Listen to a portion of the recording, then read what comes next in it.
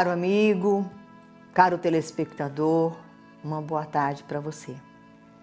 Mais uma vez, eu te agradeço de me receber na sua casa para juntos meditarmos, partilharmos a palavra de Deus. Neste ano em que nosso Papa Francisco nos convida a sermos misericordiosos, a entender e a perceber que ninguém é melhor do que ninguém, somos iguais. Mas tem aqueles que muitas vezes teve mais facilidade no aprendizado, têm o dever de ensinar quem aprendeu menos. Aqueles que muitas vezes foi criado numa família com mais abertura, não critique aquele que muitas vezes foi criado numa família mais fechada.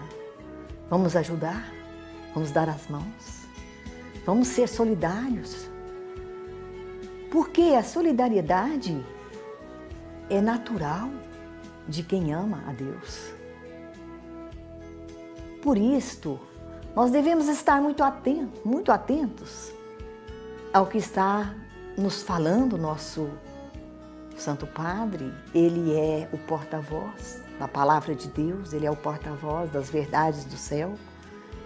E ele está gritando para todos nós: abra o coração, vai ao encontro do outro. Quantas vezes dentro da nossa casa nós moramos juntos e vivemos separados? Quantas famílias moram juntas e vivem separadas? É um inimigo do outro, é um calado no seu quarto, é um calado no seu canto.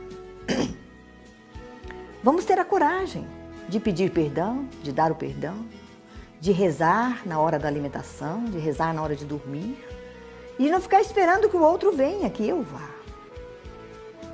Porque Jesus fala numa das passagens: um cego tem dificuldade de puxar o outro, os dois podem cair.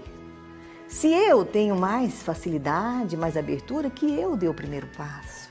E isso não é humilhação, não. Humilhação é eu não fazer o que Deus me pede, que é amá-lo sobre todas as coisas, amando o próximo, para poder me amar. E Jesus veio, deu sua vida para nos anunciar essa verdade, que eu só verdadeiramente amo a Deus quando eu faço o que Ele me pede. Amar não é ser escravo. Deus não pede escravidão de ninguém, Deus pede liberdade. E não há maior liberdade do que o amor. O amor tira toda a escravidão. O amor não quer ninguém amarrado. O amor não quer ninguém preso a ninguém. O amor quer convivências livres. O amor cria laços sem amarrar, sem dar nó, sem acorrentar. E é isso que Deus quer de cada um de nós. E o evangelho de hoje, o evangelho de Marcos, capítulos 2, versículos 23 a 28, nas idas e vindas de Jesus, anunciando as verdades do Pai, ele passava pelo deserto, ele passava pelos campos, ele passava pelas montanhas, mas ele passava também nos campos de trigo, nos campos de plantação. E muitas vezes Jesus passou muita fome, porque não tinha o suficiente para tanto ir e vir. Mas o alimento de Jesus, ele mesmo disse: o meu verdadeiro alimento não é aquilo que vai no meu estômago, mas é aquilo que está no meu coração. Mas ele tinha também a fome física e os seus discípulos também. E o evangelho de hoje nos conta que passavam no meio de um campo de trigo e os discípulos pegavam espigas, de trigo e debulhavam na mão e comiam. O trigo macio ainda, com certeza aquele trigo que ainda não tinha amadurecido, estava ainda verde, ele é adocicado, é gostoso, Sou da roça, trabalhei na roça, não plantava trigo, mas plantava o arroz, que é da mesma família do trigo. E quantas vezes fizemos isso como criança? Pegava as espigas do arroz, amadurecendo, sem estar muito maduro, e esfregava ele na mão, ele soltava a casca, e a gente pegava aquela semente e mastigava, era muito gostoso. E os discípulos faziam isso para se alimentar, porque o principal alimento daquele tempo era o trigo, para fazer o pão, para fazer o que alimentava, e o próprio trigo em si. Mas aqueles que ficavam de olho, em vez de observar o bem que Jesus veio fazer, eles queriam era puxar o tapete de Jesus. Por quê? Ele estava mexendo com os poderosos, estava mexendo com aqueles que matavam por causa do dinheiro. E Jesus não veio para falar de dinheiro, ele veio para falar de amor. E o amor não condena o dinheiro, mas o amor diz, com dinheiro não se compra paz, com dinheiro não se compra alegria, com dinheiro não se compra unidade, com dinheiro não se compra lar, com dinheiro não se compra vida, com dinheiro não se compra amor. E isso incomodava, porque para eles o dinheiro era tudo. Hoje também ainda existe, né? Nós podemos ainda ver que tem pessoas que ainda não percebeu esta verdade, que está sendo dita há 2000 anos. Jesus não veio condenar o dinheiro, mas veio dizer, use o dinheiro para o bem de todos e não para comprar aquilo que é sua própria condenação.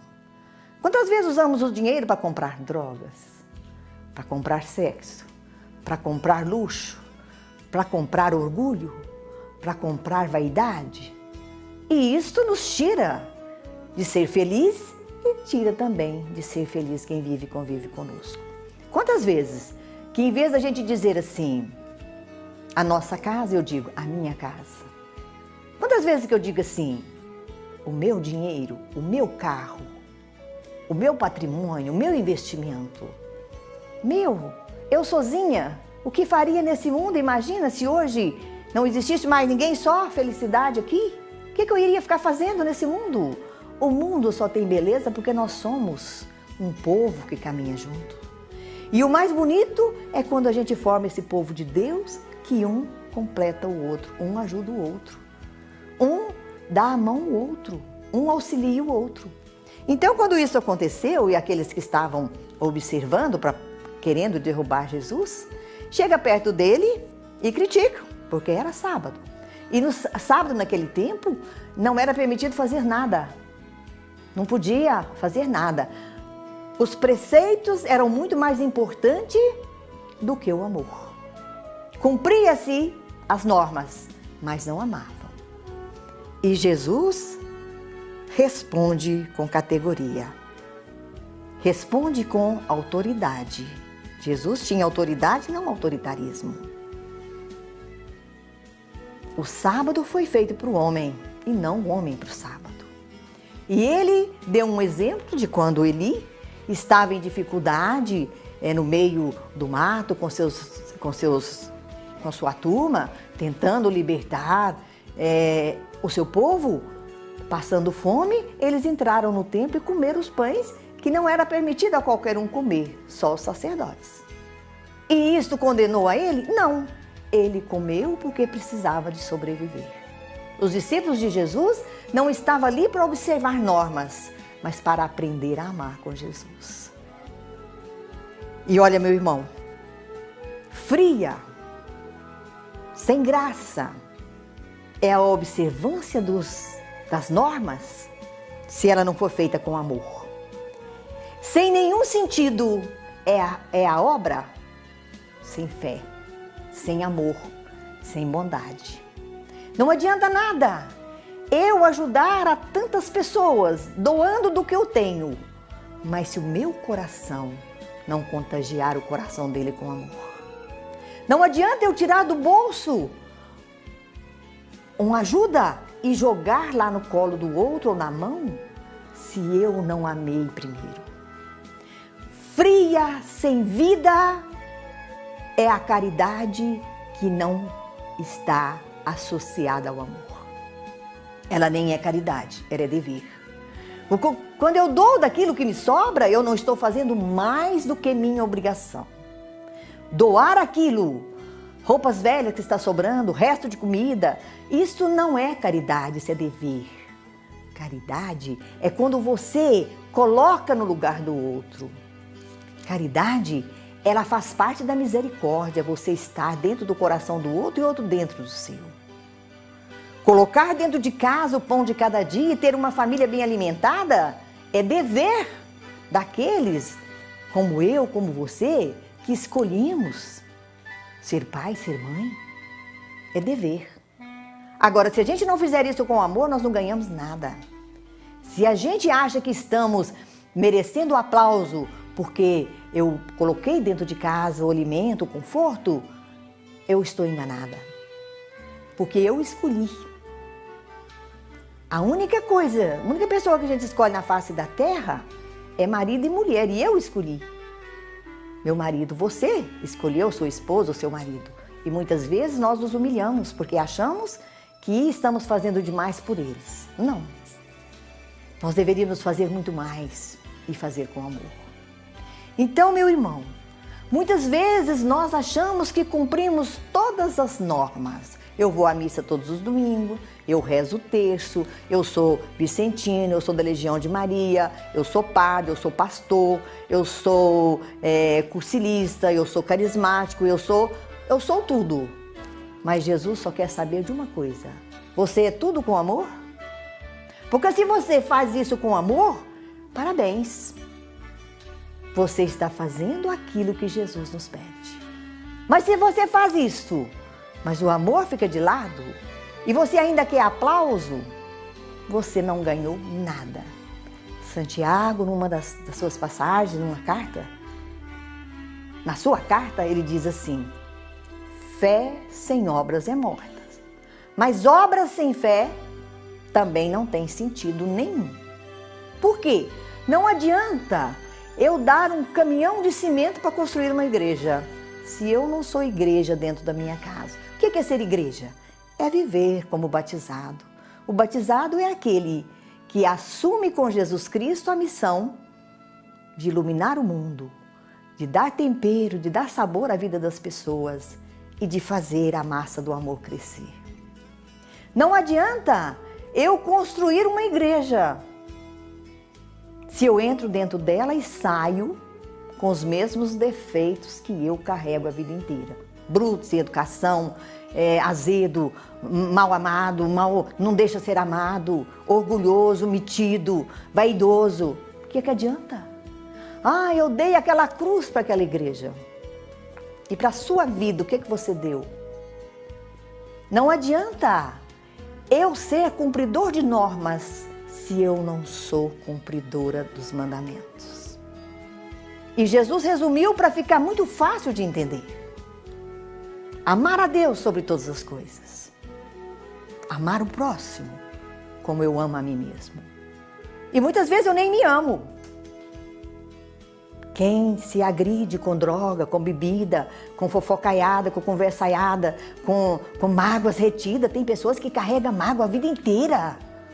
Isso é não se amar, porque mágoa é algo azedo que eu não preciso carregar.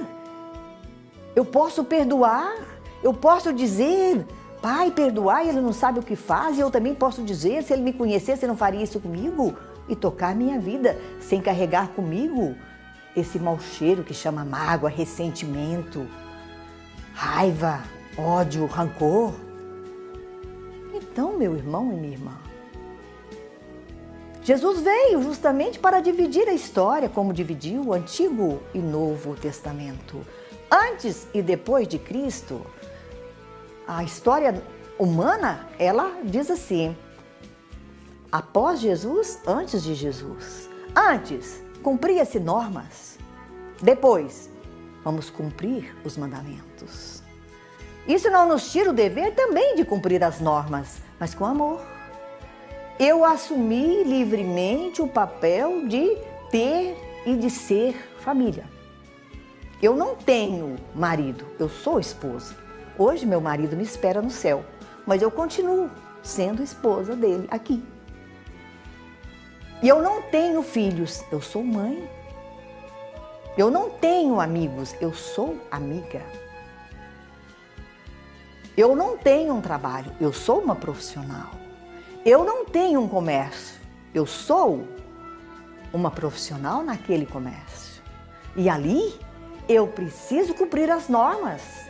Normas de higiene, normas de boas práticas, normas de respeito, normas da alimentação correta. Mas eu não posso fazer isso sem amor, porque sem amor o tempero fica todo fora da comida, porque o tempero é o amor. Então, meu irmão, minha irmã, que a gente aprenda com esse evangelho a cumprir as normas que nós assumimos, mas colocando o tempero do amor em tudo. Porque assim a vida fica tão leve, tão simples, tão fácil de viver, que nenhuma tribulação nos abate. Muito pelo contrário, a gente faz das tribulações um meio de aproximar ainda mais do fogo ardente do amor de Deus. Que Deus te abençoe, que Deus te proteja e que visite a sua casa, visite o seu coração, visite a sua vida e que possa fazer dela uma vida parecida com aquele que os criou e com aquele que veio para nos anunciar a verdade, parecida com a vida de Jesus Cristo. Fique com Deus, Deus te abençoe. Até a próxima semana.